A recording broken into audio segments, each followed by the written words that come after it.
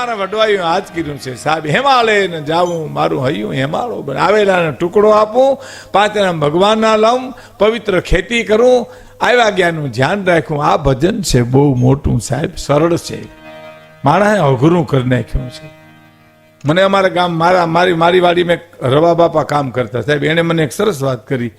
મને કે ભીખુદાનભાઈ, આપણે અમે ગામડામાં એમ સમજા કે કીડિયારું પૂરી એટલે પુણ્ય થાય, પક્ષીને ચણ નાખીએ એટલે પુણ્ય થાય, ગાયને નીર નાખીએ એટલે પુણ્ય થાય, કૂતરાનો રોટલા નાખીએ એટલે પુણ્ય થાય. અમે એટલું માનતા હતા.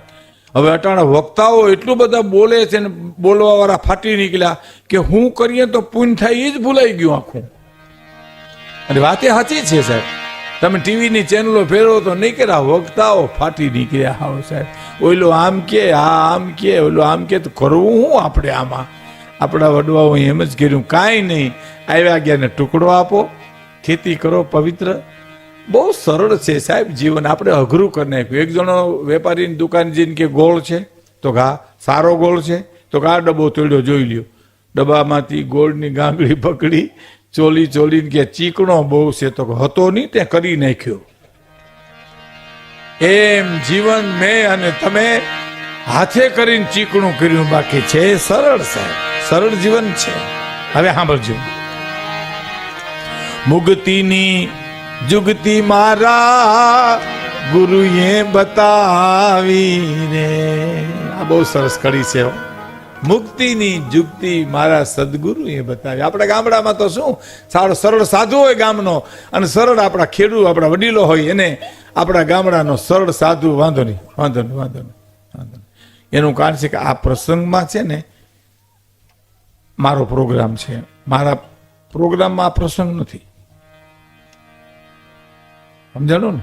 આ પ્રસંગમાં મારો પ્રોગ્રામ છે, મારા પ્રોગ્રામમાં પ્રસંગ નથી. એટલે છોકરા રમે તોડે એ બધું હાલે, એમાં કાંઈ વાંધો નથી. આપણે બની ત્યાં સુધી ભલે એમણે થોડાક રમીને પાછા બેસી જાય છે, આપણે થોડી બેધ્યાન થાય, પણ બાળકો છે એને આપણે રમવા દઈએ એટલે આપણે મજા આવે. તો આપણા સદગુરુ ગામડાના સાધુ આપણે કે બાપા રોટલો દેજો, પારકાના દુઃખમાં ભાગ લેજો, આ બધું સરળ શબ્દો આપણે આપણા સદગુરુ. તો મુક્તિની જુક્તિ મારા ગુરુએ બતાવી. જો જે કૃષ્ણમૂર્તિને, હું હાઈ ફિલોસોફરની વાત કરું, જે કૃષ્ણમૂર્તિ પાસે એક યુવાને જઈને પ્રશ્ન કર્યો કે મારે મુક્તિ મેળવવી વિશે કોઈ રસ્તો બતાવશો, તો કે તમને કોણે બાંધ્યા છે પહેલા જોઈ લ્યો, પછી રસ્તો બતાવું તમને. કોને બાંધ્યા? મને તમને કોણે બાંધ્યા છે? આપણે બંધાણા છીએ ને. ગીતાના શ્લોક પ્રમાણે જો હું તમને કહું તો, હે જીવ, તું જ તારો મિત્ર છો, તું જ તારો શત્રુ છો, એમ ગીતામાં શ્લોક આવે છે. અને એક દ્રષ્ટાંત આપણને આપી દઉં. એક ફકીર પાસે એક માણસ ગયો કે અમારા ઘરમાં હાકડ બહુ છે, નાનું મકાન છે, 2 માણસ, માતા પિતા, બાળકો. એટલે હું ફકીર કંઈક રસ્તો બતાવીને કંઈક મળે તો મોટું મકાન થાય એવી આશા જાય સાધુ ફકીરો પાસે. તો એટલે ફકીરે વાત સાંભળીને શું કીધું કે બીજું શું છે? આટલું તો બરાબર, તું, તારા પત્ની, મા બાપ, છોકરાને, બીજું તો બે બકરીઓ છે, તો એને અંદર લઈ લે. બોલો, એમાં 2 બકરીઓને લેવડાવી, હાંકડ થઈ ને. તો બીજે દે આવીને કીધું કે મહારાજ 2 બકરીઓ આવી, આ હાંકડ તમે તો કરી, લીંડીઓની બધી બણેણાથી બોલે સાવ ઘરમાં. આવું શું કર્યું? ફકીર કે એવું થઈ ગયું? તો આ તો બીજું શું છે? તો 5 કુકડા છે, એને અંદર લઈ લે. કુકડાને અંદર લેવડાવ્યા. ત્રીજે ગયો, તમે તો શું આદરી ભલા માણા, મને હું કામ તમે દુઃખી કરો છો? અને પછી ફકીરે કીધું, હાંકડ બહુ થઈ ગઈ બેટા. તો હા, કુકડાઓને કાઢી મૂક્યા, બકરીઓને કાઢી મૂક્યા, પગતાણ થઈ ગઈ. તો હા, તો તે જ હાકડ કરીને તે જ પગતાણ કરી, આમાં કોઈ બીજું કરતું નથી. એને આપણે જ બંધાઈએ છીએ ને આપણે જ છોડીએ છીએ. આમાં કોઈ આપણે બાંધતું નથી ને કોઈ આપણે છોડતું નથી. પણ મુક્તિની જુગતી મારા ગુરુએ બતાવી, મુક્તિની જુગતી મારા ગુરુએ બતાવી રે. તો હું કરું?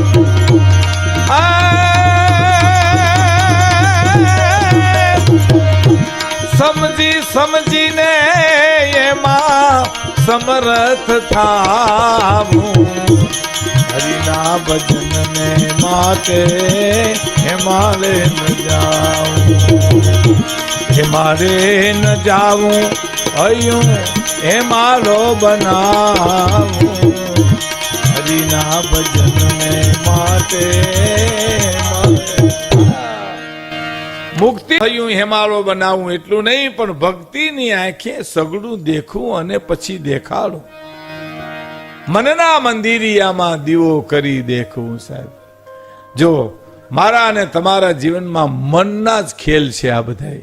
હે હવે તમે જો આપણી બાજુમાં કરોડપતિ રહેતો હોય, આપણે હાવ ઝૂંપડામાં રહેતા હોય, એના છોકરા ફટાકિયા ફોડે ને, એ આપણને એને અવાજ સંભળાય એટલો જ આપણને સંભળાય, એને પ્રકાશ થાય એટલો જ આપણને દેખાય, પણ આપણને મજા ના આવે, આપણા નહીં ને. એમ આ મનનો જ ખેલ છે. લ્યો એમ આપણે એમ થાય કે આપણા જ ભડાકા છે, શું ખોટું, પણ મન ન કબૂલ કરે. હું એક ભાઈને ઘેરે બેહવા ગયો ને, એટલા બધા ફટાકિયાના અવાજ મીંડા આવવા ઘરની પછવાડેથી. મેં ઘરધરને કીધું એટલા બધા ફટાકિયા ફોડે છે? ના ના, ઘેરમાં આવો કેસેટ કરી લીધી, ફટાકિયાની કેસેટ કરી લીધી.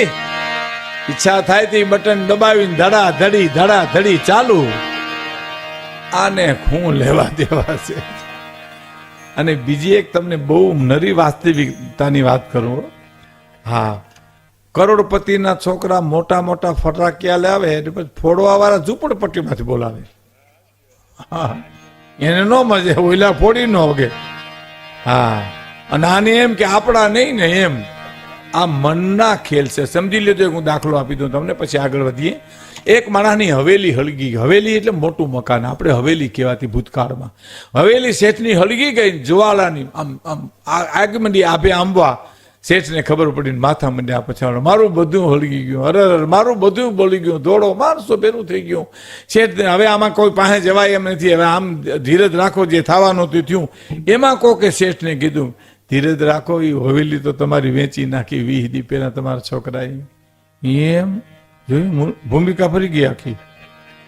એમ વેચી નાખી? અરે હાય હાય, બિચારાને તોય બળી ગયું. કા અરે રામ રામ રામ રામ, લીંબડ જો લેવા મીડ્યો. અરે રે, ત્યાં એનો છોકરો આવ્યો, સોદો થયો તો પણ કેન્સલ થયો. પાછો માથા પછાડવા મીડ્યો. હવે આ મનના ભાવ નથી ત્યારે શેના ભાવ? મનના મંદિરિયામાં દીવો કરી દેખો, મનના મંદિરિયામાં દીવો કરી દેખો.